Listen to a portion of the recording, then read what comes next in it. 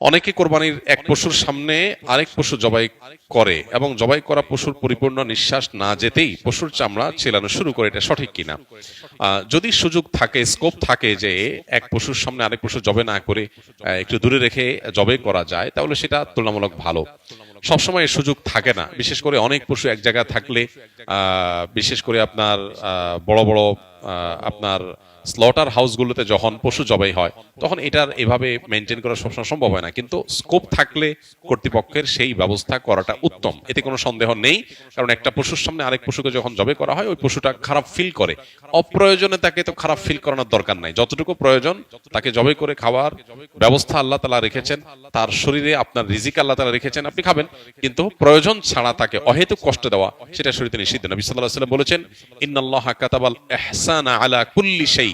আল্লাহ প্রতিটা বস্তুর প্রতি ইহসান করতে আমাদেরকে ফরজ করে দিয়েছেন, নির্দেশ দিয়েছেন। সো আমরা যখন প্রাণীকুল পশু পাখি, সেগুলো হালাল পশু পাখি জবে করে খাবো, সেক্ষেত্রেও তাদের প্রতি ইহসান করার নির্দেশ নবী সাল্লাল্লাহু আলাইহি ওয়াসাল্লাম দিয়েছেন এবং বলেছেন, তোমরা যখন জবে করবে ফাহসিনু যিবহাতা, তখন যেই পশুটাকে জবাই করছো তার প্রতি অনুগ্রহ করো। কিভাবে অনুগ্রহ করো? অহেতুক কষ্ট দিও না। যে কষ্ট না দিলে চলে, সেটা কেন দিতে যাবে?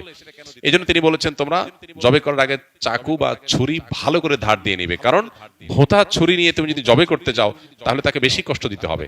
বেশি কষ্ট দিয়ে কেন তুমি তাকে জবে করবে, যেটা কম কষ্ট দিয়ে করা সম্ভব। এই জন্য এই জিনিসটা একটা গুরুত্বপূর্ণ দিক। আরেকটা হলো যে পশু জবের পর যে তার চামড়া ছেলা শুরু করা প্রাণ বের হওয়ার আগে, খুবই গর্হিত কথা। যে হাদিস একটু আগে আমরা বললাম, সেই হাদিসের আলোকে বোঝা গেল কোনো প্রাণীকে প্রয়োজন ছাড়া কষ্ট দেওয়া এটা গুনাহের কথা।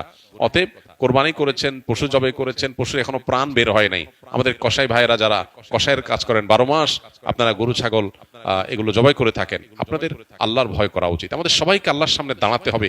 দুনিয়ার প্রত্যেকটা কাজের জন্য আল্লাহর কাছ থেকে পুরস্কার বা তিরস্কারের মুখোমুখি আমাদের হতে হবে। সো আমরা যদি কোনো পশুকে অহেতু কষ্ট দেই, প্রয়োজন ছাড়া কষ্ট দেই, আননেসেসারি কষ্ট দেই, তার জন্য কিন্তু কিয়ামতের ময়দানে জবাবদিহি করতে হবে। একটা পশুকে জবাই করেছেন, তার শরীর থেকে রক্তগুলো বের হবে এবং স্বাভাবিকভাবে তার প্রাণ বের হয়ে যাবে। সেজন্য আপনি অপেক্ষা করতে হবে। এখনো প্রাণ আছে, ওই অবস্থায় আপনি চামড়া ছেলা শুরু করলেন, পায়ের রগ কাটলেন, এই বিষয়গুলো হলো প্রয়োজন ছাড়া তাকে কষ্ট দেওয়া। এদিকে প্রাণ আছে শরীরে, এর মধ্যে চামড়া ছেলা শুরু করে দিলেন, এটা অমানবিক এবং অপ্রয়োজনীয়।